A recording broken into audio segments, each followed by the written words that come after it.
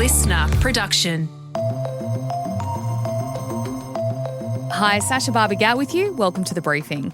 A CEO was shot dead on the street in New York City last week, and many are celebrating. We have gotten very callous as a society internationally about what we permit and think is funny and open for, speculation and satire. In the second half of this episode, who was Brian Thompson? Why are some people happy he's dead?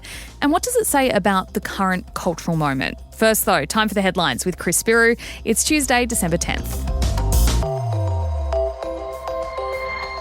Morning, Sash. Morning, everybody.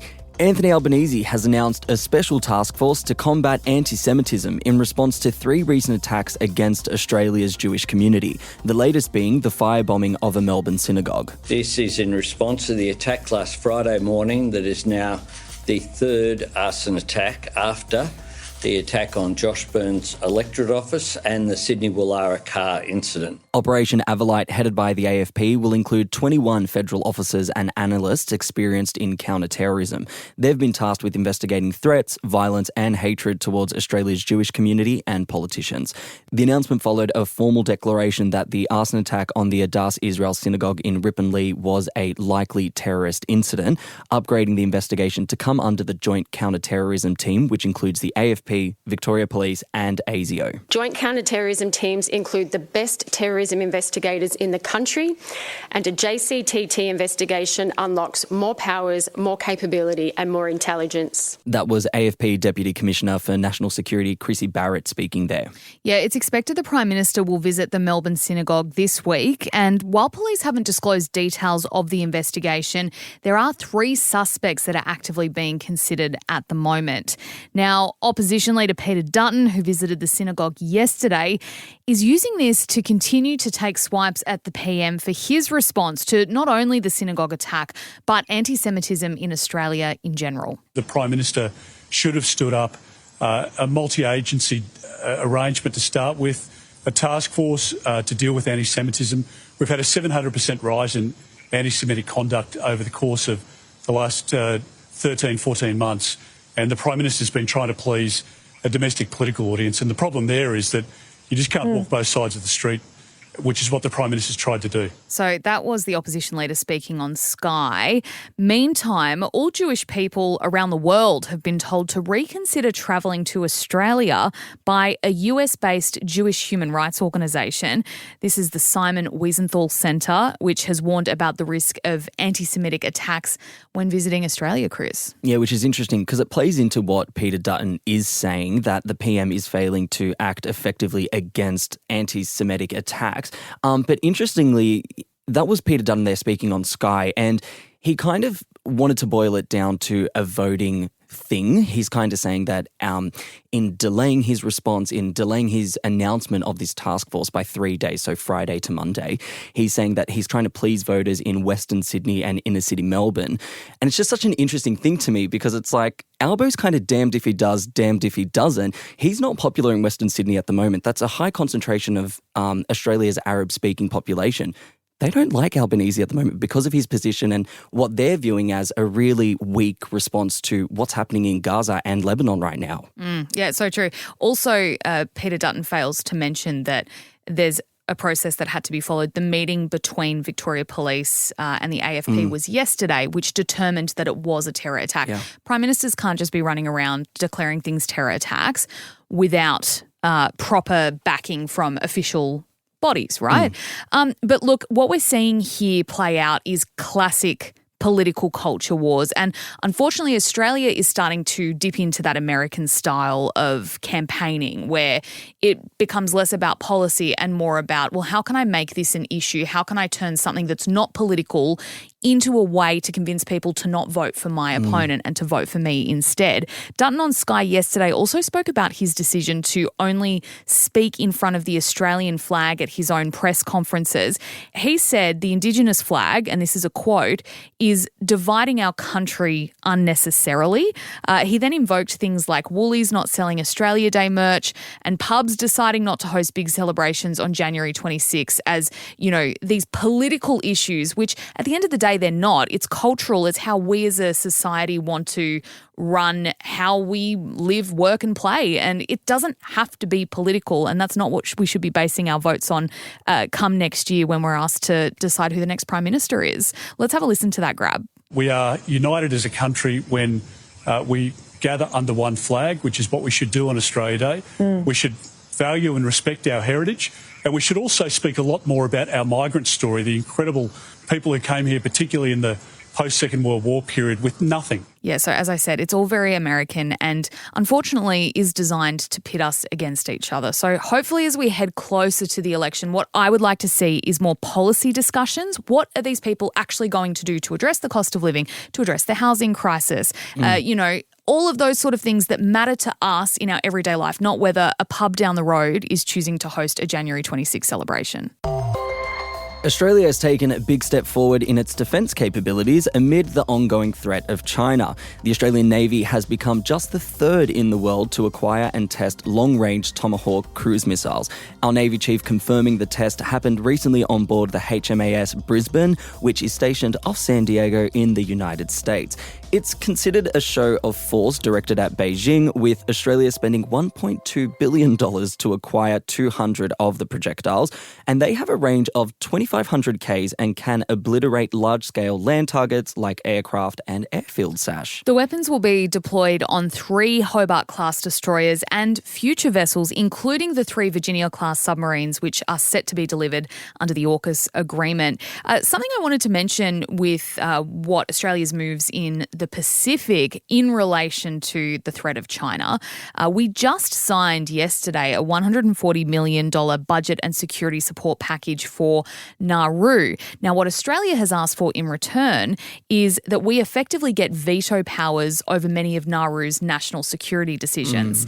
Interesting. So as well is the decision to work really hard to get an NRL team in Papua New Guinea. We're great mates with PNG. However, as I said, there's this threat, this looming threat of China in the Pacific. We've seen China try and make friends with different Pacific nations, and they're accepting because China is offering to build things for them and be an ally. So Australia is really working hard in this space to try and neutralise that China threat. As you heard at the top of the show, we'll be covering the shooting of an American insurance CEO in today's deep dive. If you haven't heard this story, a quick recap. Last week, the boss of United Healthcare, Brian Thompson, was shot dead on a New York City street by an unknown man. The killer and his motive remain unknown, and a manhunt has been underway since to find him. Well, police in Pennsylvania have overnight arrested a man and taking him in for questioning over the shooting. The 26-year-old was picked up after a tip-off. He was reportedly found with a gun similar to that which was used in the attack, along with fake IDs. Yeah, this story and, of course, the subsequent manhunt, which has, featured all these different CCTV images of this man, has really gripped not only the United States, but also people across the globe are really interested in this case. Now, in the second half of this ep, we are having a conversation about this kind of weird trend that I started noticing popping up on my socials, which was people actively celebrating the death of this man because of who he is. He's a very wealthy insurance CEO. His company has been embroiled in controversy for refusing things like wheelchairs to children with cancer, anti-nausea meds to kids with cancer who have insurance with his company. So really interesting conversation about, what it says about us as a society right now. And Starbucks Australia has posted a $5.8 million loss, blaming the cost of living on its flatlining sales in 2024. It is a blow for the business, which posted a profit last year for the first time since opening here in 2000. Now, there have long been questions, Chris, about whether the Australian market would, show an interest in the very American-style chain. It's known less for good coffee and more for overly elaborate and sweet Frappuccino concoctions. But there had been hopes that a younger Aussie market, which was keen on those type of drinks, was starting to show an interest in the brand. Starbucks says, though, despite this poor result, it is staying put down under, and it's committing to a stronger customer experience, store design, and innovative product development. It's worth noting as well, demand is down across the entire cafe sector in Australia, but our interest in coffee itself is not waning. Shares in Breville are at record highs. Coffee machines, of course, among its most popular products. And cafes are reporting stronger sales in coffee beans. Now, both of these signal that we're still keen on a cuppa, but we want to make them at home to save cash. Yeah, I'm eternally grateful that my brother is a barista, not a barrister, which he likes to tell my grandparents, but my brother was a barista in a past life. He's bought a coffee machine and Saturdays are like, go to his house, get our coffee from there. And I'm doing this same thing. I'm going to cafes, picking up beans that we like, and he's just making them for us on demand. Good. It's amazing. Interestingly, I love that this story's popped up because it is a perfect way for us to shamelessly plug our deep dive, which was yesterday morning, talking about, the global rise of coffee prices. And essentially, we spoke to a man whose opinion is that we have too many cafes in Australia. Like, coffee culture is essentially getting out of hand here, is what he's saying. It's a fascinating chat. Definitely have a listen. But we also asked you in our broadcast channel, Behind the Briefing, on our Instagram, how much you, our briefers, spend on a cup of coffee. Now, Dan said his coffee used to be $6. Now he makes it himself because it's too expensive. Laura says she also spends $6 and wants to invest in a coffee machine. Yep, Perfect. it's a thing. It's a thing. I back this so much. I back it if you don't have to make the coffee yourself. That's my caveat there. Fair. Harps told us she dropped $7.50. Whoa. Yeah, she blames it on large size soy and extra shots, of course. And most people, look, they were saying between $5 to $6. And Libby, Lucky Libby is what I'm dubbing her, she's still paying $4.50 for her cup of coffee. Oh my goodness, I haven't paid $4.50 in years. Yeah, no, neither. How much are you paying? Because I know you're a piccolo gal at the moment because of your pregnancy. Yes, I used to be a double shot cap. Because I really like strong coffee. I don't want milky stuff. But yes, pregnancy, they kind of discourage you from drinking too much caffeine. So I've switched to a piccolo. I don't know how much it costs because I just tap. I don't even look. I don't look. I know it's awful. And you buy my coffee a lot of the time and then I buy your coffee. I don't know how much your coffee costs. So yeah, I don't know. Maybe $5. I don't know. Actually, you know what? You raise a really valid point. I don't know how much yours is either. I just tap and go as well. Yeah. And that's a running theme because I've upgraded my coffee order in the summer. As I've made clear on this show, I love summer. And I've kind of been duped into purchasing a freshly squeezed juice with a shot of coffee. I want to try this, but I don't understand it. It is delicious. It's freshly squeezed orange juice. And the sell for me is that people in Europe drink it this way. So I was like, of course, who am I to turn my back on my people in Europe? Do they? I've never seen that in Europe. I've never seen it either, but it is delicious. Highly recommend, although it comes with a hefty price tag of $8.90. Oh, my Lord. Yeah. Okay. It's like a nice latte. Chris, enjoy your orange juice and coffee in one. Thank you for being here for the headlines. Next up, we are changing pace. We are going to have a chat about, the cultural moment that we're seeing as people celebrate the death of an American CEO.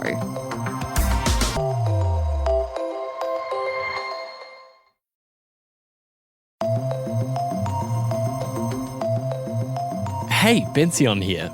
There are tens of thousands of laugh reacts on the United Healthcare Facebook post mourning the murder of its CEO, Brian Thompson, last week. The 50-year-old was shot in the back by an assassin on his way to an investor meeting in New York City before sunrise Wednesday morning. 6 out of the top 10 most engaged posts on X about the shooting expressed explicit or implicit support for the killing or denigrated the victim. And Thompson's assassination is being framed as the opening salvo in a class war. When did it become acceptable to celebrate someone's murder? Then again, is Brian Thompson and people like him responsible in some way for so many other people's deaths that his might be worth celebrating? A lecturer at Columbia University posted on X, "Today we mourn the death of United Healthcare CEO Brian Thompson, gunned down. Today we mourn the deaths of the 68,000 Americans who needlessly die each year so that insurance company execs like Brian Thompson can become multimillionaires." Then again, what kind of slippery slope are we on if we start thinking like that? Azure Antoinette is a US-born activist, public speaker, poet and recording artist. Azure, why are so many people happy that Brian Thompson is dead? Being an American, living there all my life up until very recently, The healthcare issue, the healthcare crisis in the United States of America is heartbreaking, awe-striking.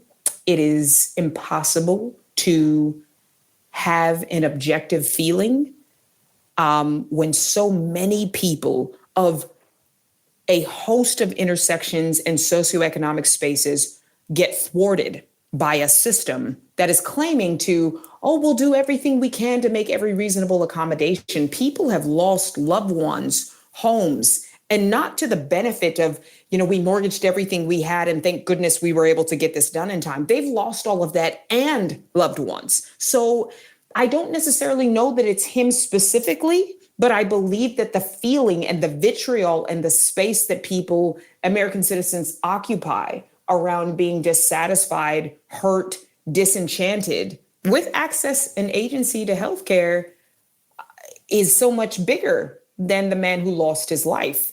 And I think it is in no way me championing or agreeing with that, but as a person who is disabled and relies very heavily on access to healthcare, I can see, understand, and echo that frustration. I would never then say it is permissible to take someone's life. I think what has happened in such an open environment is terrifying.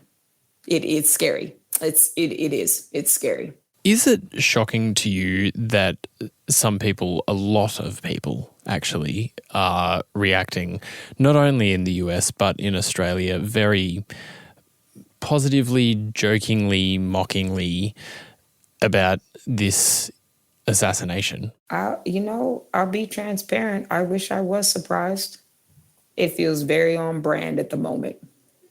It feels very standard to witness this level of calamity. I was very worried about the climate of the United States prior to the election. I was equally concerned being there on election day and watching those results, and bracing myself, as many of us are, for what is to come. I believe that this is a foreshadow, and the response to the joking, we have gotten very callous as a society internationally about what we permit and think is funny and open for, speculation and satire. Like it's not going great.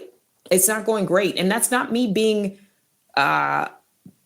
pessimistic or, overly negative. It's just the reality. And the reality is we are in some very, very standard, uncharted waters. We are in a time where the law only works for a few, and the rules get changed as per. And that is that's terrifying for any citizen in any place. What do you think counts as acceptable violence in countries like Australia and the US? I think my only, I almost laughed, but only from discomfort and not knowing what to do with the question. I don't think violence is acceptable.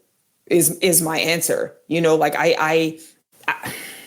We're not in civil disobedience times anymore. That's not where we are. People are not doing things, to get their point across and make sure that the government hears them. Things have gotten not only salacious, but very dangerous. I don't know that I feel nervous about assigning what an acceptable level of violence would be. I think that's a slippery slope here, Australia, and otherwise. Okay, but there are some kinds of violence that many people generally accept, like police walking around with guns and the existence of every country's military.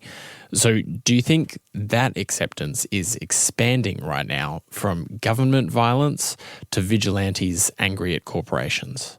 When you start assigning that privilege, when you start assigning that power to civilians, I always reference January 6th. The beloved insurrection of the United States, that was wild to witness. That I will never forget that as long as I live. It was so concerning. Watching the banter online gives you a good sense of pause. I don't know that we need to just throw out this power as willingly as we do and say that's in the name of liberation, independence, patriotism. I think we are conflating and confusing quite a few permissions and liberties. Do you think this sort of violence and the reaction that we're seeing to it is partly the result of a cultural impulse that has grown over the past several years about inequality, about eat the rich, that makes, for some people, this kind of violence feel acceptable? It's not my standpoint. It feels like a stretch to call it a movement. It feels like there are quite a few people misinformed or only wanting to take the pieces of information that they feel are relevant without looking at the whole picture. Do I think that we are in desperate need of international systemic change and evaluation? For sure. I don't know that it is representative of the majority, even if it is in response or a response coming from the minority or the disenfranchised or those of intersections that feel that they are not getting equity and equality as the majority does. I think that we've lost sight of what the fight is, to be honest. And I say that across the board. I say that across borders as well. I think that a lot of people are moving to their own beat. And with that, yes, of course, sometimes there can be success, but there's a lot of derision right now. And that derision is very steadily turning into just violent misunderstanding. And it's worrisome. We're lucky to have Medicare in Australia, which protects a lot of us from the kind of catastrophes that can occur if you get a terrible illness in the US and your insurance won't pay up. Does it tell us something that it's not only in the US that we're seeing this kind of cultural reaction, but we're also seeing on social media in Australia people celebrating this death? I think it is a massive cause for concern. I spent a lot of time reading and researching about how important it is for freedom of speech. I would never want to live in a place where people didn't have the ability to speak their minds. Where I get concerned is the violence. Where I get concerned is the outcry, the violence, the lack of response for said violence, what gets the attention of the powers that be versus what doesn't. I find it astonishing that they can fast track this social media ban, but we're still counting bodies of women that have lost their lives this year in Australia to domestic violence. We're still grappling with what a complaint from a woman who says she's been assaulted actually means. And they're like, we're taking all the beauty filters off of TikTok. Huzzah. I don't know. I'm not sure. I'm not sure where we're pressing. It's difficult. It's difficult to be of any representation at this point and see what gets the attention of everyone and what doesn't. But it is a massive outcry to see this many people overjoyed about this man's in clear daylight invisibility assassination. Is it ever justified to celebrate someone's death? I disagree. I do not think that I am in the place as a human being that is fallible where I can celebrate the death of another person. I don't. That's not something that I feel good about. I would more hope and seek equitable terms of justice and systems that hold people to that no matter who they are, versus me wanting to celebrate the destruction, demise, and the loss of life of another human being. Can you see this cultural reaction encouraging more of this kind of violence in 2025? 100%. 100%. Because with the folks that feel that this is the way to get their point across, seeing that public approval, seeing that outcry that people like see them and understand them and like, yeah, so I'm going to go do this for the people, 100%. Because again, it's ill-informed. It's not fully flushed out. That, the law doesn't know what to do about it. And when someone does that for the people, I'm doing this for you, I'm taking matters into my own hands. If they catch you at the wrong emotional interval of your life, you can get somebody in a really, really adjusted and malinformed, misinformed state. And that then inflames what may have been lying kind of dormant. And it does. It gives people permission. We are into the art of mimic. We are into the art of imitation.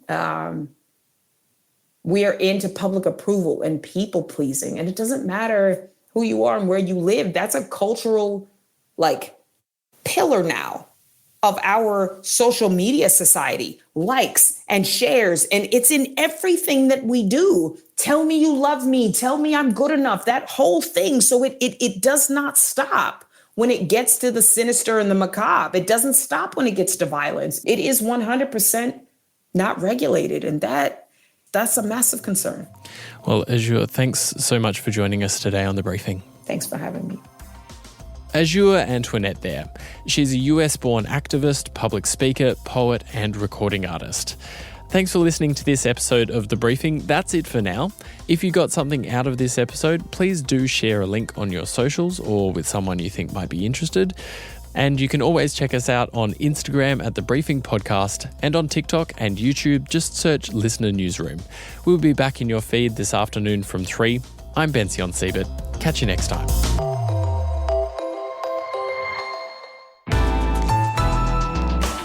Listener.